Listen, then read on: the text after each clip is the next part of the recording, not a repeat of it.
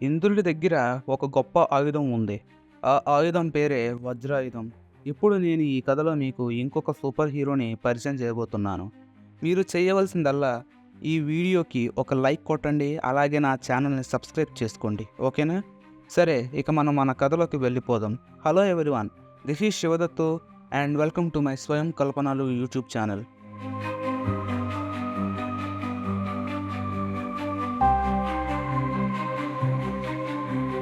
దేవతలను ఓడించి స్వర్గాన్ని వాళ్ళ అధీనంలోకి తెచ్చుకోవాలనే ఆలోచన ప్రతి రాక్షసుడికి ఉండేది. దేవతలకి రాజు ఇంద్రుడు. అతను ఎన్నో యుద్ధాలు చేసి ఎంతోమంది రాక్షసుల్ని చంపేశాడు. ఒకానొక టైంలో ఒక రాక్షసుడి చేతిలో చనిపోతానేమో అనే భయం అతనిలో పుట్టింది. ఆ రాక్షసుడు దేవతల మీద ఉన్న కోపంతో భయంకరంగా తపస్సు చేసి ఒక వరాన్ని పొందాడు. ఆ వరం ఏమిటంటే, లోహంతో తయారు చేసిన ఆయుధం వల్ల అతనికి చావు అనేది రాకూడదు అని కోరుకున్నాడు. ఎప్పుడైతే అతను ఆ వరాన్ని సాధించాడో అతనికి రాక్షస సేన కూడా తోడయింది. అతను ఇంద్రుడిని ఓడించి స్వర్గాన్ని అతని ఆధీనంలోకి తెచ్చుకున్నాడు. అక్కడున్న దేవతలను హింసించడం మొదలుపెట్టాడు. ఇది అంత గమనించిన ఇంద్రుడు కొంతమంది దేవతలను వెంటబెట్టుకుని విష్ణుమూర్తి దగ్గరికి వెళ్ళి ఏం జరిగిందో అంతా ఆయనకు వివరించారు. అది విన్న విష్ణుమూర్తి ఇలా చెప్పారు: లోహంతో తయారు చేసిన ఆయుధం వల్ల అతనికి మరణం ఉండకూడదు అని కోరుకున్నాడు కదా, మీరు ఒక ఎముకను పదునైన ఆయుధం క్రింద తయారు చేయమని విష్ణుమూర్తి చెప్పారు. ఇది విని అక్కడున్న వాళ్ళందరూ ఏనుగు, పులి మరియు సింహం ఎముక అయితే సరిగ్గా సరిపోతుంది అని వారు భావించారు. అందుకు విష్ణుమూర్తి ఇలా అన్నారు: మీరు తప్పుగా ఆలోచిస్తున్నారు. ఆ ఎముకకి తపశ్శక్తి కూడా ఉండాలి. భూమి మీద దతీచి మహర్షి అనే ఒక వ్యక్తి ఉన్నాడు. అతని వెన్నెముకైతే సరిగ్గా సరిపోతుంది అని విష్ణుమూర్తి సూచించారు.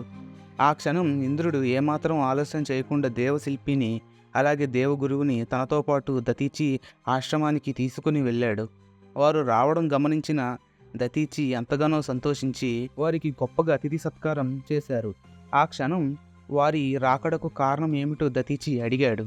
అప్పుడు ఇంద్రుడు చెప్పడానికి ఎంతో ఇబ్బంది పడ్డాడు. ఆ క్షణం తనలో ఉన్న ధైర్యాన్ని అంతా మూటకట్టుకుని అతను అక్కడికి ఎందుకు వచ్చాడో ఇంద్రుడు చెప్పాడు. అది విని దతీచి ఎంతగానో సంతోషించి, నేను నా వెన్నెముకను మీకు ఇస్తాను అని చెప్పారు. ఆ మాటలకు ఇంద్రుడు ఎంతగానో ఆశ్చర్యపోయాడు. లోకాన్ని రక్షించడం కోసం నేను నా ప్రాణాలను విడిచిపెడతాను అని దతీచి చెప్పారు. దతీచి మహర్షిలో ఉన్న ఆ ఒక్క గుణం ఇంద్రుడిని కట్టిపడేసింది. ఆ క్షణం ఇంద్రుడు దతీచి మహర్షితో ఇలా అన్నాడు: మీలాంటి వ్యక్తిని నేను ఎక్కడా చూడలేదు. దయచేసి ఏదైనా వరాన్ని కోరుకోండి, అది నేను మీకు ఇస్తాను అని ఇంద్రుడు చెప్పాడు. ఓ దేవేంద్ర, రాబోయే రోజుల్లో భూమికి ఒక భయంకరమైన ప్రమాదం రాబోతోంది. ఆ ప్రమాదం వచ్చినప్పుడు భూమి మీద నా వంశంలో పుట్టిన వ్యక్తికి నీవు నీ దగ్గర ఉన్న ఆయుధాన్ని ఇవ్వాలి. అప్పుడే నా త్యాగానికి ఒక అర్థం ఉంటుంది అని ఆయన చెప్పారు. అందుకు ఇంద్రుడు, మీరు చెప్పినట్లుగానే నేను చేస్తాను. స్వయంగా నేనే వచ్చి ఆ ఆయుధాన్ని ఆ వ్యక్తికి ఇస్తాను. రెండవది, ఆ ఆయుధాన్ని ఎలా ఉపయోగించాలో కూడా నేను ఆ వ్యక్తికి నేర్పిస్తాను అని ఇంద్రుడు సమాధానం ఇచ్చారు. తరువాత దతీచి మహర్షి ప్రాణాలు విడిచిపెట్టారు. అతని శరీరంలో ఉన్న వెన్నెముకను తీసి అత్యంత పదునైన మరియు శక్తివంతమైన ఆయుధం క్రింద ఆ వెన్నెముకను తయారు చేశారు. ఆ ఆయుధం పేరే వజ్రాయుధం.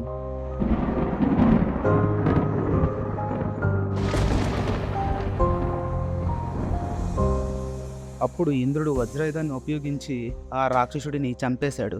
తర్వాత స్వర్గాన్ని మొత్తం తన ఆధీనంలోకి తిరిగి తెచ్చుకున్నాడు. దతీచి వంశంలో పుట్టబోయే ఆ వ్యక్తి కోసం ఇంద్రుడు ఎదురు చూస్తున్నాడు. ఇక్కడి నుంచి అసలైన స్టోరీ అనేది మొదలు కాబోతోంది. అది 2022వ సంవత్సరం. ఆంధ్రప్రదేశ్లో ఉన్న విశాఖపట్నంలో ఒక మహిళ నివసిస్తోంది. ఆమె ఒక హాస్పిటల్లో డాక్టర్ కింద వర్క్ చేస్తుంది. ఆమె పేరు అనిత. ఆమె చిన్నతనంలోనే తన తల్లిదండ్రులు విడిపోయారు. ఆమె తన బంధువుల ఇంట్లో పెరిగింది. అక్కడ కూడా ఆమెను సరిగ్గా చూసుకునేవారు కారు. సరైన భోజనం కూడా ఎవరు పెట్టేవారు కారు. 2021లో ఆమె ప్రాణ స్నేహితురాలు ఆత్మహత్య చేసుకుని చనిపోయింది. ఆ సంఘటన ఆమెను ఎంతగానో బాధ పెట్టింది. ఆ బాధనంతా దిగమింగుకొని ఆమె జీవిస్తోంది. ఆమె తల్లిదండ్రులు ఎక్కడున్నారో కూడా ఆమెకు తెలియదు. వాళ్ళు ఎక్కడున్నారో ఏం చేస్తున్నారో తెలుసుకోవాలనే ఆలోచన కూడా ఆమెకు రాలేదు. ఆ రోజు అనితకి సెలవు. ఆమె ఇంట్లో కూర్చొని భగవద్గీతను చదువుతుంది. ఆ క్షణం వాళ్ళ ఇంట్లో కరెంటు పోయింది. ఆమె భగవద్గీతను టేబుల్ మీద పెట్టి ఫోన్ చేతిలోకి తీసుకుంది. అప్పుడు ఆమెకు ఎదురుగా మూసి ఉన్న తలుపులోంచి గొప్పగా వెలుతురు అనేది వస్తుంది. అది ఆమె చూసి ఆశ్చర్యపడి లేచి నిలబడింది. భయంగా నడుచుకుంటూ వెళ్ళి ఆ తలుపును తెరిచింది. తెరిచిన తరువాత ఎదురుగా ఉన్న ఆ దృశ్యాన్ని చూసి ఆమె ఒక్కసారిగా ఆశ్చర్యపోయింది. ఎందుకంటే ఆ ప్రదేశంలో గొప్ప సూర్యకాంతిని విడుదల చేస్తున్న సూర్యుడు అక్కడ ఉన్నాడు. మరియు అందమైన ప్రకృతి, ఇంకా అందమైన జంతువులు కూడా అక్కడ ఉన్నాయి. ఎలాంటి క్రూరమైన జంతువులు అక్కడ లేవు. ఆమె ఆ ప్రాంతంలో అడుగుపెట్టి నడుచుకుంటూ వెళ్తుంది. అక్కడున్న అందమైన జింకలు మరియు కుందేళ్ళు ఆమెకు ఎంతగానో నచ్చాయి. నీకు ఈ ప్రాంతం నచ్చిందా అనిత అని ఒక స్వరం పలికింది. అప్పుడు వెంటనే అనిత వెనక్కి తిరిగింది. ఆ క్షణం ఆమె ఎదురుగా దేవేంద్రుడు ప్రత్యక్షమయ్యాడు. ఇంద్రుడిని చూసి అనిత అయోమయంలో పడిపోయింది. ఇంతకీ మీరెవరు అని ప్రశ్నించింది అనిత. నా పేరు ఇంద్ర, నేను దేవతలకు రాజుని అని సమాధానం ఇచ్చాడు. ఇంతకీ మనం ఎక్కడున్నాం, మీకేం కావాలి అని ప్రశ్నించింది అనిత. మనం భూమి మీద ఉన్న ఒక పవిత్రమైన ద్వీపంలో ఉన్నాం. ఈ ద్వీపాన్ని సృష్టించింది నేనే. రెండవది, ఈ భూమి మీదకి నేను కేవలం నీకోసం మాత్రమే వచ్చాను అని చెప్పారు. ఏంటి మీరు మాట్లాడేది? అవును, భూమి మీదకి నేను నీకోసమే వచ్చాను. ఎందుకంటే భూమి ప్రమాదంలో ఉంది. ఆ ప్రమాదాన్ని ఆపడానికి నిన్ను ఎంచుకున్నాను. ఆ క్షణం ఇంద్రుడు దతీచికి ఇచ్చిన మాట గురించి అనితతో చెప్పాడు. వజ్రాయుధాన్ని నీకు ఎలా ఉపయోగించాలో కూడా నేర్పిస్తాను అని అతను అన్నారు. ఆ మాటలు విన్న అనితకి రోమాలు నిక్కబుడుచుకున్నాయి. తను ఆశ్చర్యంలో పడిపోయింది. కేవలం కొద్ది రోజుల్లోనే నేను నిన్ను చాలా శక్తివంతంగా తయారు చేస్తాను అనిత అని ఇంద్రుడు చెప్పాడు. అప్పుడు అనిత ఇలా ప్రశ్నించింది. నేను వజ్రాయుధాన్ని ఉపయోగించడం నేర్చుకున్న తర్వాత చనిపోయిన వారిని నేను బ్రతికించగలనా అని అడిగింది. అది విన్న ఇంద్రుడు ఆశ్చర్యపోయాడు. నువ్వు ఆ పని చేయలేవు, కానీ చావడానికి సిద్ధంగా ఉన్న వ్యక్తుల్ని నువ్వు కాపాడగలవు అని సమాధానం ఇచ్చాడు. సరే, ఎంతోమందిని కాపాడే అవకాశం నాకు వచ్చింది. నేను తప్పకుండా ఆ ప్రమాదాన్ని ఆపుతాను అని చెప్పి ఇంద్రుడికి ఎదురుగా మోకాళ్ళ మీద కూర్చుంది. ఆ మరుసటి రోజు నుంచి ఇంద్రుడు అనితకి వజ్రాయుధాన్ని ఎలా ఉపయోగించాలో నేర్పించడం మొదలుపెట్టాడు. ప్రతిరోజు సాయంత్రం 5 తర్వాత నుంచి ఆమె ఆ ద్వీపానికి వెళ్ళి అక్కడ వజ్రాయుధాన్ని ఎలా ఉపయోగించాలో నేర్చుకోవడం మొదలుపెట్టింది. 7 నెలల భయంకరమైన శిక్షణలో ఆమె ఎన్నో విద్యలు ఇంద్రుడి దగ్గర నుంచి నేర్చుకుంది. ఆ విద్యల్లో ప్రథమమైన విద్య పేరే మహామాయ విద్య. ఆమె తన కన్నీటి చుక్కలు ఎవరి శరీరం మీద అయితే పడతాయో ఆ వ్యక్తి శరీరం మీద ఉన్న గాయాలు, ఇంకా ఆ వ్యక్తి శరీరంలో ఉన్న ఎలాంటి రోగాలైనా సరే ఆమె ఈజీగా నయం చేయగలదు. అదే మహామాయ విద్య. వజ్రాయుధం లేకపోయినా చేతుల సహాయంతో మెరుపు శక్తిని ఉపయోగించడంలో అనిత నైపుణ్యాన్ని సాధించింది. అనిత ఆమె శిక్షణ ఇంద్రుడి దగ్గర పూర్తి చేసుకుంది. తర్వాత ఇంద్రుడు అనితని ఇలా ప్రశ్నించాడు. నువ్వెందుకని చనిపోయిన వారిని నేను బ్రతికించగలనా అని నన్ను అడిగావు అని ప్రశ్నించాడు ఇంద్రుడు. అందుకు అనిత, నేను నా చిన్నతనంలో ఎన్నో కోల్పోయాను. నేను ఎప్పుడూ సంతోషంగా లేను. అది మాత్రమే కాదు, 2021లో నా స్నేహితురాలు మరణించింది. ఆమె బ్రతికుండగా నాకు ఎంతో సహాయం చేసింది. ఆమెను బ్రతికించాలనే ఉద్దేశంతో నేను మిమ్మల్ని అలా ప్రశ్నించాను అని జవాబు చెప్పింది అనిత. అప్పుడు ఇంద్రుడు అనిత నుదుటి మీద చెయ్యి వేసి ఇలా చెప్పారు. నీ మనసు చాలా స్వచ్ఛమైనది. నాకు నమ్మకం ఉంది. ఖచ్చితంగా వజ్ర అనే నీ పేరు చరిత్రలో చిరస్థాయిగా నిలిచిపోతుంది. అది మాత్రమే కాదు, చిన్న పిల్లలు ఇంకా ప్రతి ఒక్కరు నిన్ను గుర్తిస్తారు అని ఇంద్రుడు నవ్వుతూ చెప్పాడు. అది విని అనిత ఎంతగానో సంతోషపడిపోయింది. ఆ తర్వాత ఇంద్రుడు తిరిగి స్వర్గలోకానికి వెళ్ళిపోయాడు. భూమి మీద అత్యంత శక్తివంతమైన వజ్రాయుధం ఉందన్న విషయం తెలుసుకున్నాడు మన పరావిష్ణు. అనిత కొత్త పేరు వజ్ర. ఎవరు కన్ఫ్యూజ్ కావద్దు, సరేనా? అలా 4 నెలలు గడిచిపోయాయి. ఈ 4 నెలల్లో అనిత ఎంతోమందికి సహాయం చేసింది తన సూపర్ పవర్స్ని ఉపయోగించి. ప్రజల్లో తనకంటూ ఒక ప్రత్యేకమైన గుర్తింపును తెచ్చుకోవడం మొదలుపెట్టింది మన అనిత. ఆ రోజు MVP కాలనీలో ఉన్న ప్రజలు ఎవరి పనుల్లో వారు చాలా బిజీగా ఉన్నారు. ఆ టైంలో రోడ్డు మధ్యలో ఒక పోర్టల్ అనేది ఓపెన్ అయ్యింది. అప్పుడు ఆ పోర్టల్లోంచి ఒక ఆమె నడుచుకుంటూ వచ్చింది. ఎదురుగా నిలబడి నా వారు ఆమెను చూసి ఎంతగానో ఆశ్చర్యపోయారు. ఆమె బంగారంతో తయారు చేసిన ఆర్మర్ని వేసుకుని ఉంది. ఆమె పేరు జరీనా. ఆమె టొరాస్ గ్రహానికి చెందిన ఫస్ట్ జనరల్. టొరాస్ గ్రహంలో నివసిస్తున్న వారు చూడడానికి మనుషుల్లాగే ఉంటారు, కాకపోతే వీరు దేవుళ్ళతో సమానమైన శక్తుల్ని సాధించిన వారు. టొరాక్స్ గ్రహంలో ఎక్కువగా చెట్లనేవి ఉంటాయి. అది మాత్రమే కాదు, వారు ఆక్సిజన్ని ఆహారం క్రింద తీసుకొని కొన్ని వేల సంవత్సరాలు జీవించగలరు. వీరు ప్రకృతిని పూజించే లక్షణం కలిగిన వారు. జరీనా వారిని ఎంతో అసహ్యంగా చూస్తోంది. జరీనాకి వారి శరీరంలో ఉన్న పొల్యూషన్ చాలా క్లియర్గా కనిపిస్తుంది. అది మాత్రమే కాదు, గాలిలో ఉన్న పొల్యూషన్ కూడా ఆమె స్పష్టంగా చూడగలుగుతోంది. భూమి మీద నివసిస్తున్న వీళ్ళని చూస్తుంటే నాకు చాలా అసహ్యంగా ఉంది. ఒక స్త్రీని చంపడం కోసం నన్ను ఇక్కడికి పంపించారు లార్డ్ నెమోఫిలిస్ట్. ఇక్కడ ఆక్సిజన్ కూడా ఏమాత్రం బాలేదు. అప్పుడు ఒక వ్యక్తి ఇలా అన్నారు, ఎవరు మీరు, మీకేం కావాలి అని ప్రశ్నించాడు. అప్పుడు ఆమె ఆ వ్యక్తి వైపు చూసి, సరే ఇక నేను వచ్చిన పని మొదలు పెట్టాల్సిందే అని చెప్పి అక్కడున్న ప్రతి ఒక్కరిని అత్యంత కిరాతకంగా చంపడం మొదలుపెట్టింది. అప్పుడు జరీనా ఒక వ్యక్తి పీకను పట్టుకొని అతనికి ఊపిరి ఆడనివ్వకుండా చేస్తుంది. భూమి మీద నివసిస్తున్న మీరు చావాల్సిన వారు. ఒక పారాసైట్ లాగా ఈ భూగ్రహాన్ని మీరు నాశనం చేస్తున్నారు అని చెప్పింది జరీనా. హే నిన్నే, నీకేం కావాలి అని చెప్పింది వజ్ర. అప్పుడు జరీనా వెనక్కి తిరిగింది. ఆమె ఎదురుగా వజ్ర నిలబడి ఉంది. ఆమెను చూసి నవ్వుతూ జరీనా ఆ వ్యక్తి మెడను విరిచేసి అతన్ని చంపేసింది. ఆ దృశ్యాన్ని చూసిన వజ్ర ఆశ్చర్యపోయింది. వజ్ర అంటే నువ్వేనా ప్రశ్నించింది జరీనా. అవును నేనే, నా గురించి నీకెలా తెలుసు? ఇక్కడ నేను నిన్ను చంపడం కోసం వచ్చాను అని చెప్పింది జరీనా. అప్పుడు జరీనా వేగంగా వచ్చి వజ్రాను కాలితో ఒక్క తన్ను తన్నింది. వజ్ర చాలా దూరం ఎగిరి కింద పడింది. వజ్ర లేచి నిలబడింది.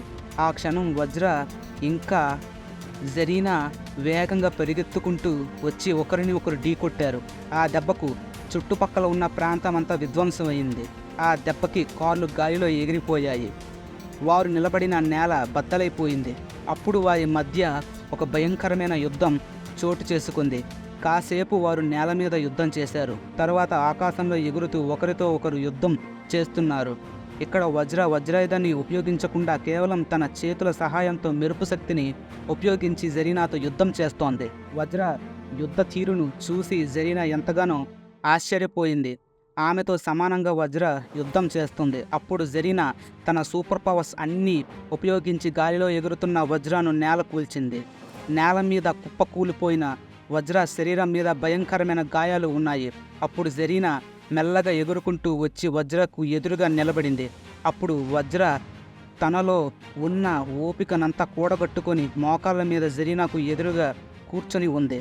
భూమి మీద నివసిస్తున్న మనుషులు నిజంగా చాలా వింతగా ఉన్నారు. నువ్వు నాతో సమానంగా యుద్ధం చేయగలుగుతున్నావు.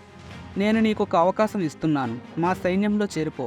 లార్డ్ నెమోఫిలిస్ట్ నిన్ను బాగా చూసుకుంటారు అని చెప్పింది జరీనా. ఏం అవసరం లేదు అని వజ్ర చాలా గట్టిగా చెప్పింది.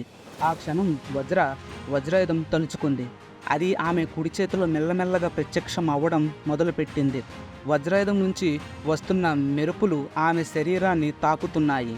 దానివల్ల ఆమె శరీరం మీద ఉన్న గాయాలు మెల్లమెల్లగా మానిపోవడం మొదలయ్యాయి. ఇదంతా గమనించిన జరీనా మెల్లగా వెనక్కి నడిచింది. అప్పుడు వజ్రాయుధాన్ని గాలి కన్నా వేగంగా జరీనా వైపు విసిరేసింది.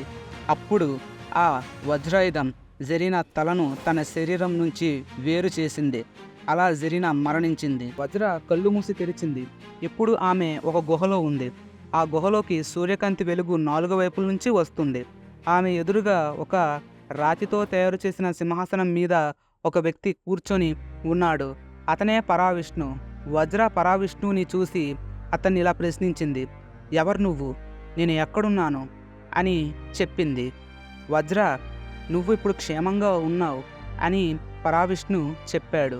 ఇంతకీ ఇదేం ప్రదేశం అని ప్రశ్నించింది వజ్ర. ఇప్పుడు నువ్వు జాంబవంతుడు నివసించిన గుహలో ఉన్నావు అని చెప్పాడు మన పరావిష్ణు. ఇంతకీ నువ్వెవరు అని ప్రశ్నించింది వజ్ర. నా పేరు పరావిష్ణు, నేను విష్ణుమూర్తి అవతారాన్ని అని చెప్పాడు.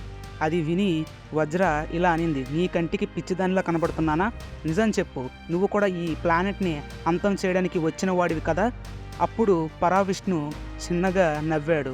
ఆ క్షణం పరావిష్ణువులో ఉన్న ఎనర్జీ అంతా తన శరీరం నుంచి బయటకు వచ్చి విష్ణుమూర్తి ఎన్ని అవతారాలైతే ఎత్తాడో ఆ ఎనర్జీ ఒక్కొక్క రూపం కింద మారి వజ్రకు కనిపించింది. ఆ దృశ్యాన్ని చూసి వజ్ర నోటి నుండి మాట రాలేదు. ఎప్పటికైనా నన్ను నమ్ముతావా, నేను విష్ణుమూర్తి అవతారానని చెప్పాడు పరావిష్ణు. అప్పుడు వజ్ర మోకాళ్ళ మీద కూర్చొని పరావిష్ణువుకి నమస్కరించింది. నేను ఇది నమ్మలేకపోతున్నాను, నన్ను క్షమించండి, తప్పుగా మాట్లాడాను, దయచేసి నన్ను క్షమించండి అని చెప్పింది వజ్ర. అప్పుడు పరావిష్ణు ఇలా అన్నాడు, అనిత, నాకు నీ సహాయం కావాలి. రాబోయే వాళ్ళు నాతో సమానమైన శక్తివంతులు. వారిని ఎదిరించడంలో నాకు సహాయం చెయ్యి. నేను ఒక బృందాన్ని తయారు చేస్తున్నాను.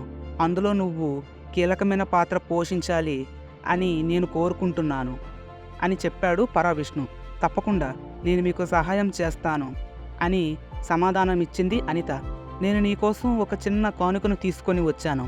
అది నీకు నచ్చుతుందని నేను అనుకుంటున్నాను చెప్పాడు పరావిష్ణు. నా కోసం గిఫ్ట్ తీసుకొని వచ్చారా? ఏంటది చెప్పింది అనిత. వెనక్కి తిరిగి చూడు చెప్పాడు పరావిష్ణు. ఎలా ఉన్నావు అనిత? ఆ మాటలు విని అనిత వెనక్కి తిరిగింది. ఆమె ఎదురుగా చనిపోయిన తన మిత్రురాలు గీత నిలబడి ఉంది. ఆమెను చూసి అనితకి చెప్పలేనంత ఆనందం కలిగింది.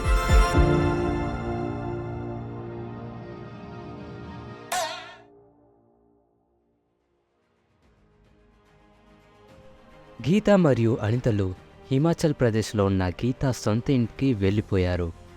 ఈ కథనం ఇక్కడితో ముగిసిపోవచ్చు, కానీ వజ్ర మాత్రం మళ్ళీ తిరిగి వస్తుంది. రాబోయే వీడియోలో కర్ణుడి కవచకుండలాన్ని దక్కించుకోబోయే హీరో గురించి తెలుసుకోబోతున్నాం. మరియు మా వీడియోస్ని ప్రశాంత్ వర్మ గారికి అంకితం చేస్తున్నాం. ఈ వీడియో మీకు నచ్చితే లైక్ చేయండి, షేర్ చేయండి, అండ్ అలాగే సబ్స్క్రైబ్ చేసి పక్కన ఉన్న బెల్ ఐకాన్ని ఆల్ ఆప్షన్లో పెట్టుకోండి. Thanks for watching.